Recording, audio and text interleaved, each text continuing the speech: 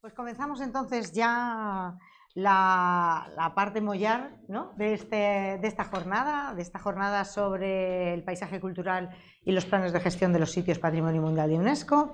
Y lo vamos a hacer con la primera intervención, que va a ser a cargo de Ana Yáñez Vega. Ana es doctora en Derecho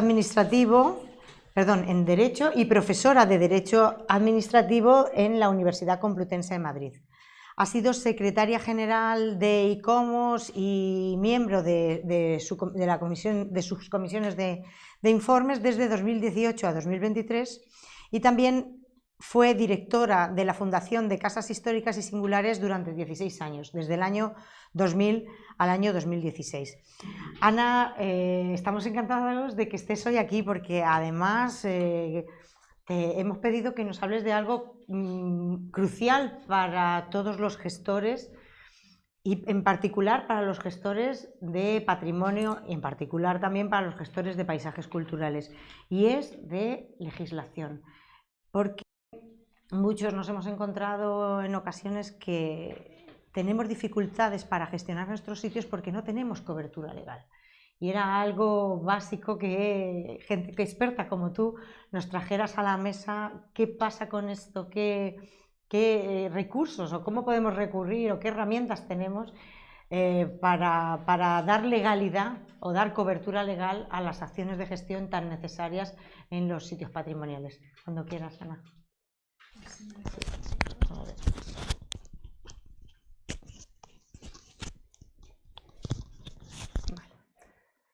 Bueno, pues muchas gracias, María, por la presentación. Lo primero que quiero dar es las gracias a la Alianza de Paisajes Culturales y de Sitios Afines Patrimonio Mundial por esta invitación y, bueno, identificarla o individualizarla en las personas de María y de Victoria, que son las personas que han contactado conmigo, ¿no?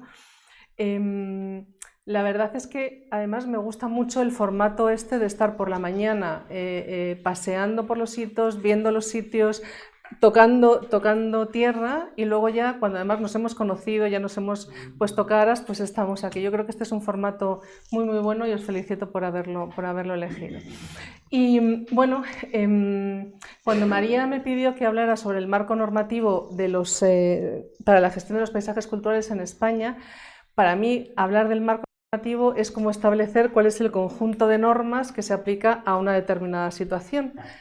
Y la verdad es que conforme yo iba preparando la intervención me di cuenta de que era bastante poco útil, yo creo, venir aquí a hablar de un listado de normas que vosotros ya estáis utilizando en vuestra gestión diaria y que por otra parte era una foto como muy fija y nada dinámica como son los paisajes culturales. Entonces, bueno, he modificado un poco el trasfondo de la ponencia y lo que he hecho ha sido seleccionar 8 temas, lanzarlos como píldoras, temas que desde mi punto de vista son jurídicos y tienen un marco de reflexión interesante también para la parte de gestión, ¿no? Entonces, allá voy con... bueno, os tengo que pedir disculpas desde ya por los PowerPoint, porque la gente de Derecho somos muy poco pegada a las imágenes, entonces nos salen cosas como estas terribles. Yo siempre me pasa al PowerPoint por mis alumnos, pero realmente, en fin, letras y más letras es una cosa terrorífica. Pero bueno, ahí está, este es el esquema de lo que voy a hablar. Sí, claro que sí. Sin mover mucho. Vale. Porque ahí no lo veo, sí lo veo yo también. Entonces, bueno, vamos a hablar de la complejidad jurídica de la gestión de los paisajes culturales, vamos a hablar también de la diversidad de titularidades, de la inclusión de los bienes declarados Patrimonio Mundial en las normativas nacionales, de la participación ciudadana, de las leyes específicas referidas a un bien concreto, de las energías renovables, de los daños y, este es un guiño a María, de la gestión internacional de consorcios o instituciones que tengan una vida que no sea solamente nacional. Esto en 20 minutos van a ser píldoras, yo tengo aquí mi cronómetro para no pasarme, ¿no? Bueno, lo primero que uno se da cuenta cuando se acerca al marco jurídico de los paisajes culturales es de su complejidad jurídica, ya no es de su complejidad de gestión o de su complejidad como elemento cultural, sino que es un ámbito en el que intervienen un montón de sectores jurídicos, desde el derecho constitucional, el derecho internacional, si son bienes declarados patrimonio mundial, el derecho penal, el derecho civil, el derecho eclesiástico, el derecho administrativo, y dentro del derecho administrativo, que es mi ámbito, pues ahí están las normas de patrimonio cultural, de medio ambiente, de sectores agrícolas, o sea, un montón de normas que se aplican a esos espacios o a esos territorios y que incluso para un operador jurídico especializado como es un juez, le es difícil saber el derecho aplicable cuando hay un determinado conflicto y se judicializa determinada situación, ¿no? O sea que partimos de que la complejidad no solamente es la complejidad en la gestión o en la identificación, en la configuración, sino desde luego desde el punto de vista jurídico es un ámbito sobre el que convergen numerosos sectores jurídicos.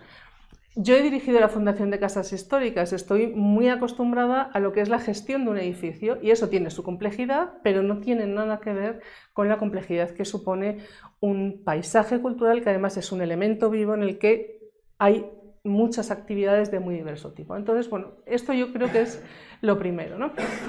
Eso hace además que algunos de estos ámbitos a veces estén enfrentados, es decir, que a veces nos encontramos con normas que no están protegiendo a los bienes culturales. Es decir, ¿qué es lo que pasa cuando un plan urbanístico o un plan de ordenación del territorio establece mecanismos de gestión que no son contrarios a lo que él dice, pero que sí son contrarios a la protección del patrimonio histórico? Bueno, los planes urbanísticos por ejemplo, ahora mismo en Huelva ha habido un movimiento muy fuerte para que los cabezos que estaban incluidos en los planes urbanísticos y iban a ser urbanizados no lo fueran.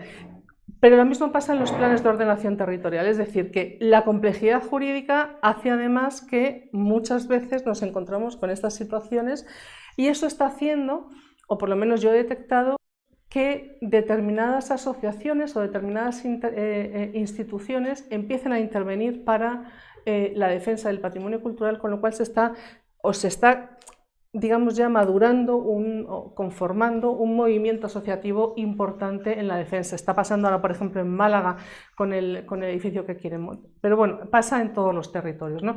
En ICOMOS España, por desgracia, esa es la parte peor del trabajo que yo he hecho durante los últimos 5 años, es en la comisión de informes ver todos estos atentados que van llegando y ver cómo se pueden, muchas veces por eso, porque el ordenamiento jurídico complejo solamente dificulta saber cuál es el derecho aplicable, sino que también puede dar lugar a lagunas, antinomias, a todo tipo de situaciones.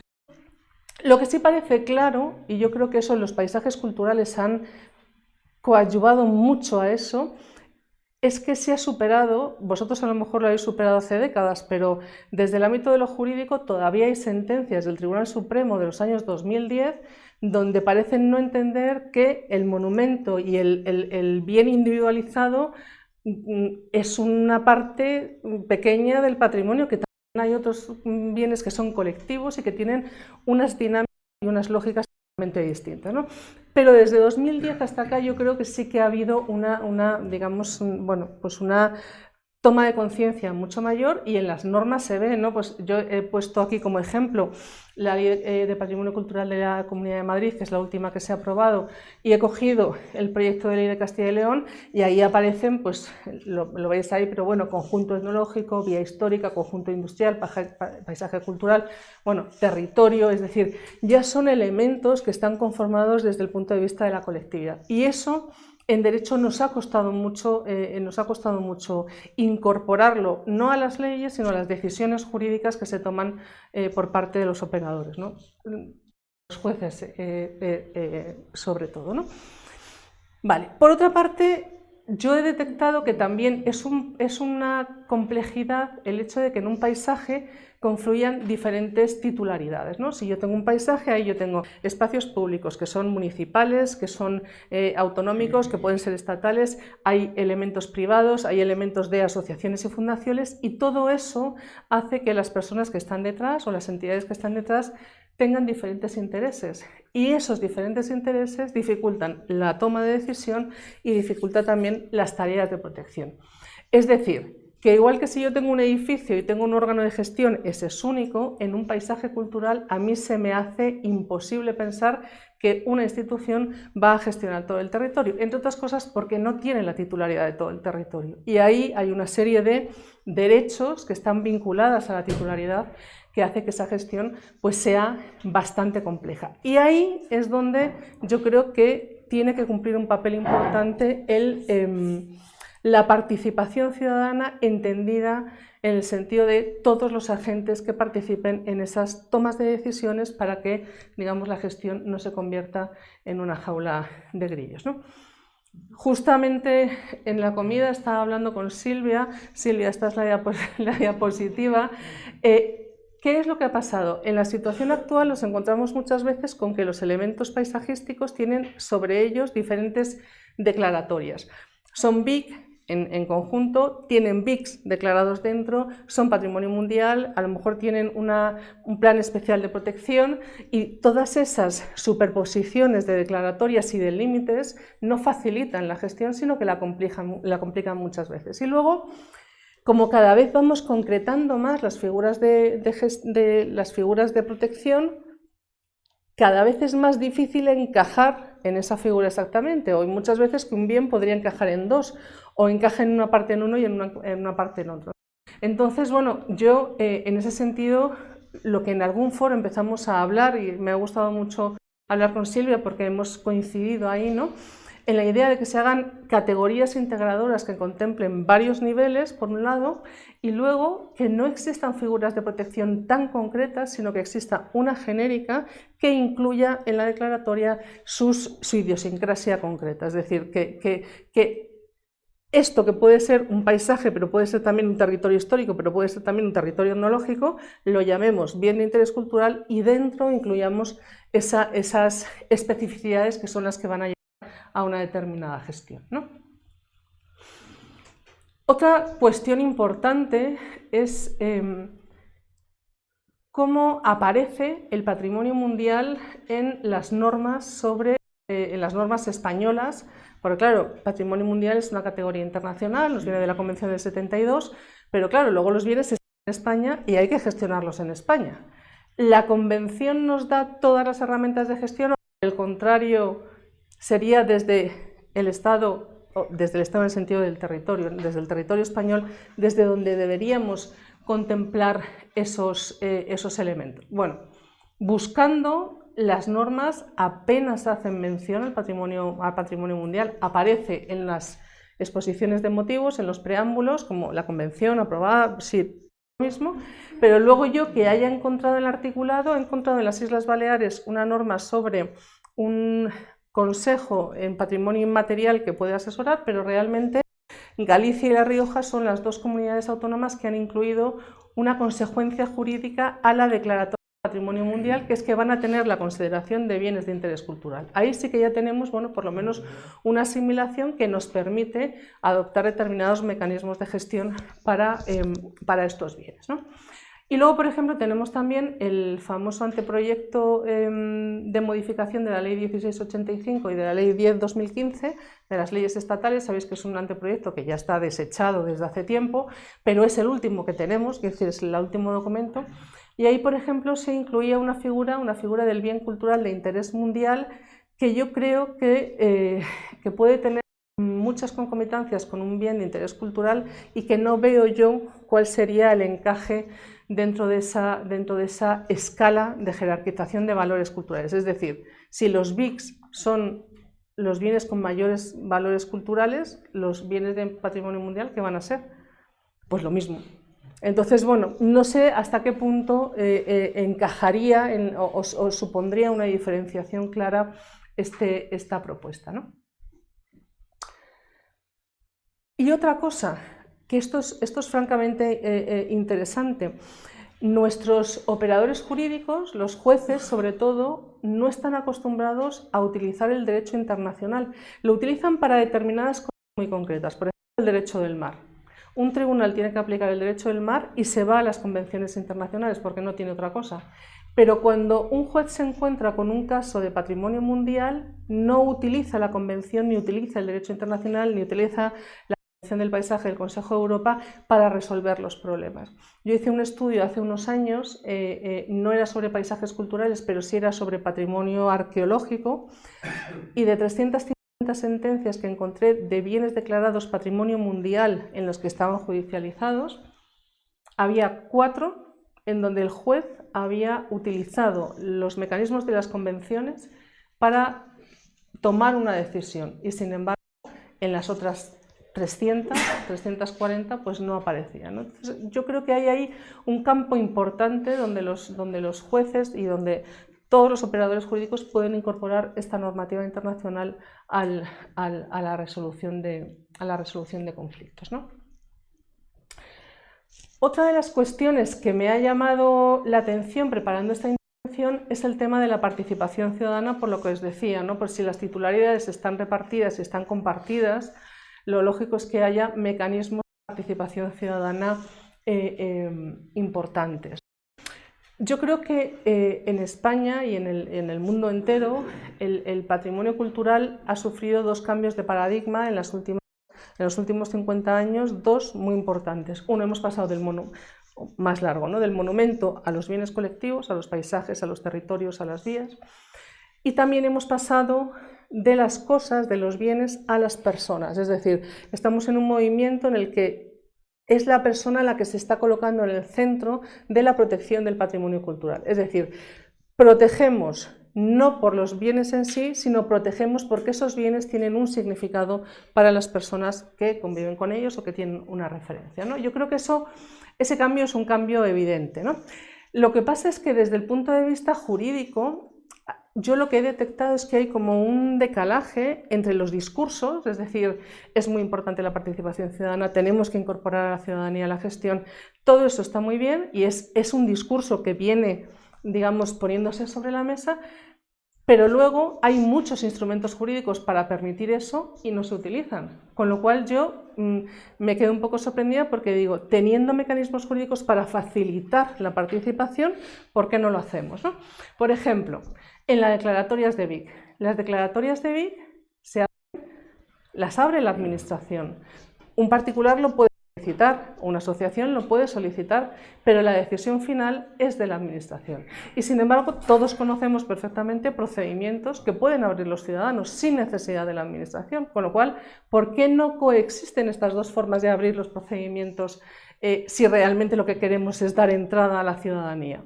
He puesto ahí las diapositivas del Teatro Albéniz. El Teatro Albéniz fue uno de los bienes que una plataforma ciudadana quiso declarar Vic y la Comunidad de Madrid se negó a abrir el expediente. No es que se negara a declararlo, que eso se tendría que ventilar en el procedimiento, sino que se negó a abrir el procedimiento. El Tribunal Supremo finalmente obligó a la Comunidad de Madrid a abrir ese procedimiento y finalmente el Teatro Albéniz se declaró bien de interés patrimonial. Pero claro, después de una lucha de 12 años en los tribunales, imaginaros los esfuerzos, el tiempo, en fin, el desgaste, ¿no? Entonces, bueno, ese es un mecanismo que podríamos utilizar perfectamente y que no utilizamos, ¿no? Otro mecanismo interesante, por ejemplo, es el de la participación ciudadana en la redacción de las leyes. No he hecho un estudio, lo tengo por hacer, de lo que ha supuesto esta participación. Lo tengo, por ejemplo, para la Ley de Patrimonio Cultural de Canarias, sí que he hecho ese estudio.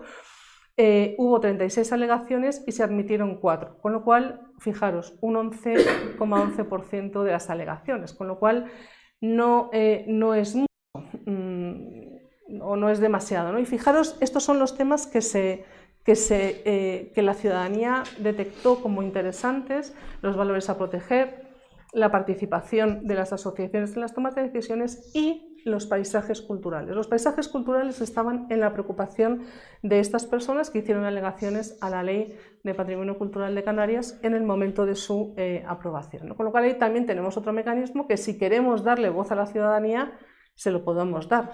Hombre, haciendo un poco más de caso a lo mejor a las indicaciones, aunque también sabemos que muchas veces, bueno, pues las alegaciones que hacen no son demasiado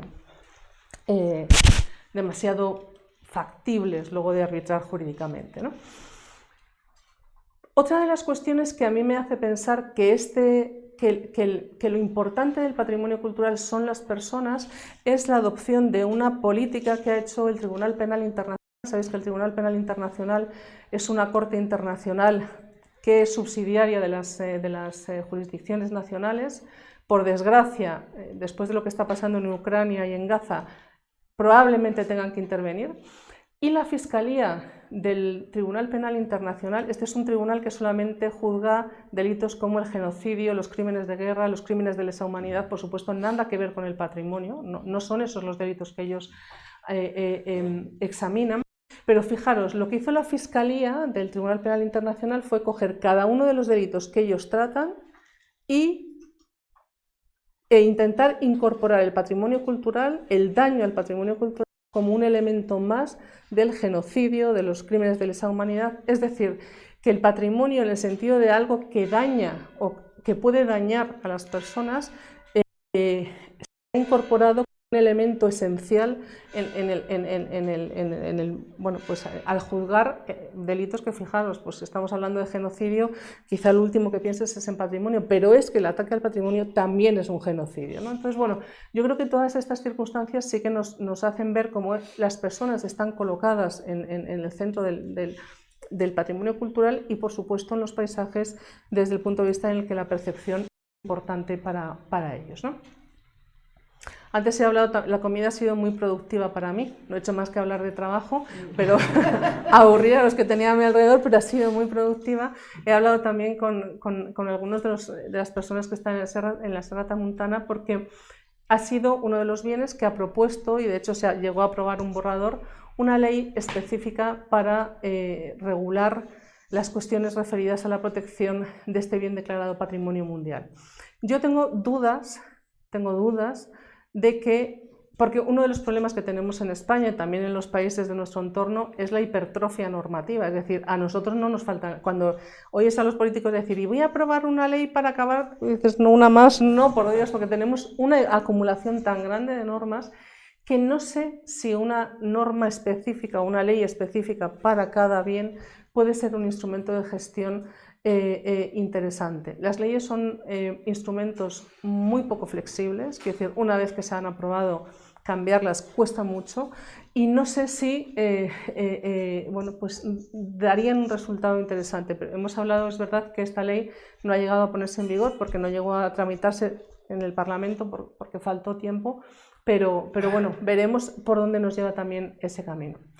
Bueno, ¿qué deciros de las energías renovables? He oído, es que ya estoy por los 20 minutos, ya voy a intentar terminar. Os he oído a todos comentar, mientras que estábamos en Calatayud, esa imagen de los paneles solares, ¿no? Este es un problema terrible, y es un problema terrible además porque el patrimonio cultural ahí compite con un interés que también es legítimo, que es la sostenibilidad, ¿no? Entonces, no es que estemos encontrados con algo que es malo en sí mismo, sino por el contrario algo que es deseable.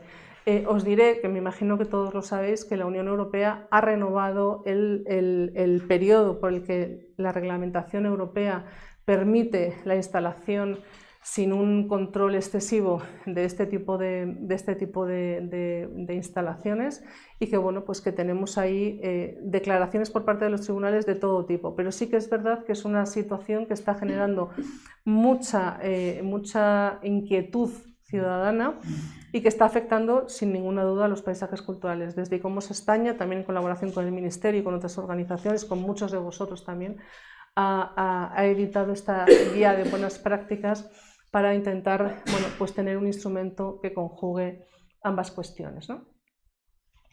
Los daños a los paisajes también es un temazo. A mí es un tema que me interesa mucho porque hice mi tesis doctoral sobre el expolio arqueológico y por tanto todo lo que tiene que ver con los daños me interesa, pero es verdad que en los últimos tiempos, por ejemplo en los paisajes que tienen que ver con el patrimonio rupestre, con los bienes rupestres, han sufrido muchísimos daños, ¿no?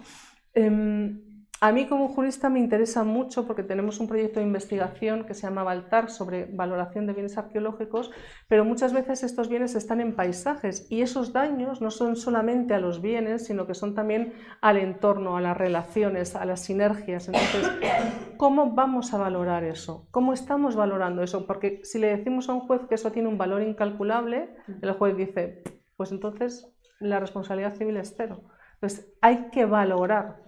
Y valorar económicamente los bienes culturales y un bien como un paisaje es un tema pues bastante complicado, ¿no? Y luego, para terminar, y este es un guiño a María, se lo decía En la gestión de los paisajes tenéis todo tipo de instituciones, desde consorcios hasta asociaciones, hasta fundaciones. Y uno de los problemas que se ha planteado, no solamente en este ámbito, sino también en otros, es qué es lo que ocurre cuando la gestión es compartida con otros países. Es decir, ¿una asociación española puede operar en Bélgica? O cómo tiene que hacer. Hasta ahora ha sido muy difícil porque igual que contamos con la figura de la empresa multinacional, ya, es que eso nos parece que existe desde siempre, no existen las figuras de las entidades sin ánimo de lucro transnacionales, no han existido. De hecho, en los años 2000, 2009, una cosa así, hubo un intento en la Unión Europea de crear un estatuto de fundaciones europeas que fracasó. Fracasó por los temas fiscales, porque ya sabéis que este tipo de instituciones tienen un régimen fiscal y eso es muy peliagudo.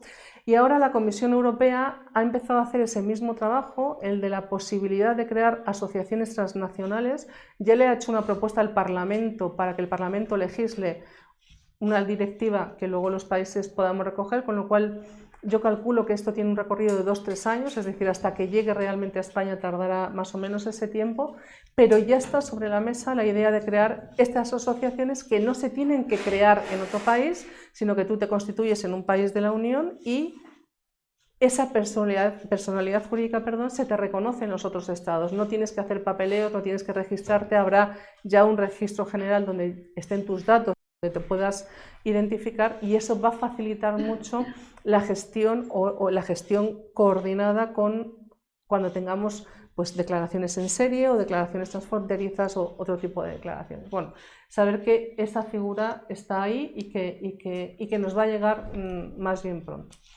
Y nada más, esto es lo que os quería contar de las muchas cosas que se me han ocurrido y espero que os haya resultado de interés. Gracias.